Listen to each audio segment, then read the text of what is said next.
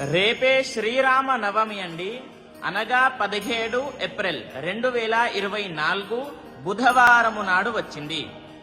రేపు మీకు ఒక శ్లోకం చెప్తాను. అది చక్కగా 108 సార్లు చదువుకొని మీకు ఉన్నటువంటి కోరికను ఆ యొక్క శ్రీరాముల వారికి కోరుకోవాలి.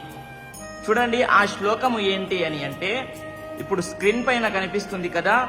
ఓం శ్రీరామ రామ రామేతి రమే రామే మనోరమే సహస్రనామ తత్తుల్యం రామనామ వరాననే అనేటటువంటి ఈ శ్లోకాన్ని 108 సార్లు చదువుకొని మీకు ఉన్నటువంటి కోరికలు తీర్చుకోండి.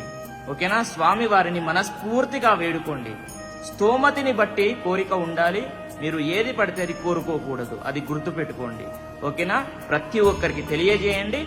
స్వస్తి సర్వే జనాః సుఖినో భవంతు.